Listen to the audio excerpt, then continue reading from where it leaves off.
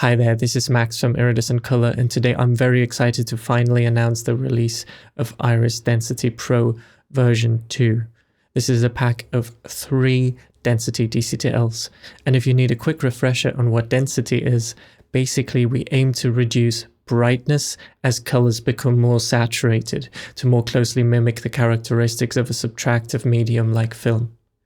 As you may know, my Iris Pro range of DCTLs comes with extra guardrails to steer you towards making smooth, conservative adjustments that travel from shot to shot without causing breakage, which makes them ideal for creating show LUTs. So let's have a look at all that has changed. So this is the standard version of the DCTL, and probably the flashiest change is that we've now finally have the ability to toggle highlight mode to see exactly what portion of the image we are affecting with each slider.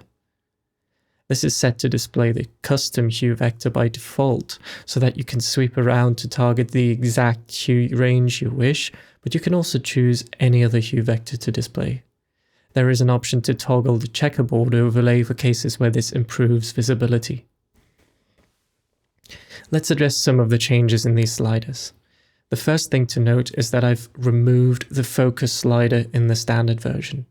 This is because I would like this standard version to be as safe and clean as possible, so that you can use it on a timeline level with the confidence that your adjustment won't ever be too narrow or regressive. In the same vein, I have removed the method slider, which previously allowed you to morph between tetrahedral and spherical. This is because I've come to the conclusion that spherical is a much cleaner and smoother approach, and as such preferable for timeline level adjustments and look creation. Another change in version 2 is that I have replaced the weight and pivot sliders with preserve highlights and weight. You can turn on the luminance mask to get a better idea of how these behave. The first slider just increases the strength of the luminance mask, whereas the weight slider helps you fine-tune how much of the image you'd like to be included in the mask. All the way to the right, we're only masking off the brightest highlights, whereas lower values will make the mask very broad. You can see that we can get very subtle with these two sliders, but even in these very narrow cases, the way this mask has been calculated makes sure that it is extra smooth and can't cause any breakage in your image. I have also replaced the preserve neutral slider with the depth slider you may already know from my basic density DCTL. Before we talk about this depth slider, let's take a moment to address the elephant in the room. Some of you may understandably be wondering why we need a density DCTL when we've got density built into the ColorSlice tool in Resolve. I would like to take a moment to address this very valid question, because it will be important for the depth slider. I'm sure some of you have already noticed that if you increase density with the ColorSlice tool, it's very easy to introduce this kind of chatter. Now we can of course move the skin tone vector out of the way to broaden our red adjustment, but even so the problem isn't completely erased. And secondly, this introduces a new problem. Now we're affecting skin tones too much with our red vector and create new artifacts where we least want to see them. We're really just kicking the can down the road, and this is why the ColorSlice tool is simply not suitable for look development.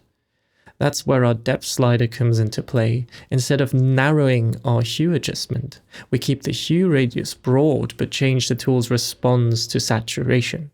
With the depth slider all the way up, we're affecting high sat colors a little bit sooner and more, but in turn protect low sat areas.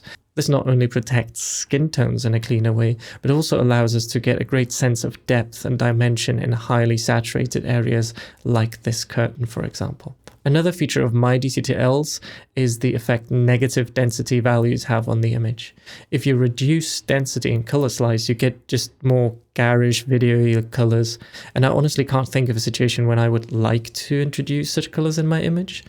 And in Iris Density Pro, negative density causes colors to subtly bleach out, giving you more of a pleasing pastel look. Lastly, although I generally recommend working in DaVinci White Gamut Intermediate whenever possible, I also have added native support for a few popular working spaces. So let's have a brief look at the other versions of the DCTL. The surgical version comes with the same features as the standard version, but with focus sliders for each vector, allowing you to narrow the hue range affected. I have now added the custom vector to the surgical version for maximum control if and when you need it.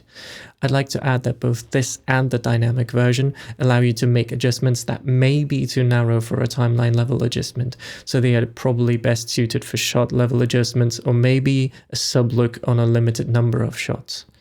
The dynamic version behaves similar to the ColorSlice tool, in that you can shift the center of each hue vector while the radius of the adjustment adapts dynamically. This means you can, for example, narrow the blue range by shifting the cyan and green centers towards blue. Of course, all the extra guardrails that made version 1 so clean are still here to help you.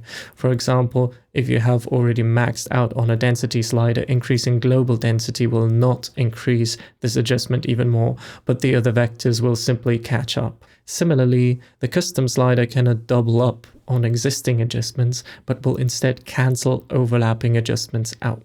As always with iridescent color tools, this update is free for owners of version 1, and upgrade pricing is available for owners of the basic density DCTL. I'm currently working on versions 2 for the iris, saturation, and hue modules too, so stay tuned for those. That's all for today. I hope you enjoyed this video. I hope this was informative, and if you have any more questions, feel free to reach out and I'll be happy to answer them as best I can. Thank you so much for watching, and I'll see you again very soon.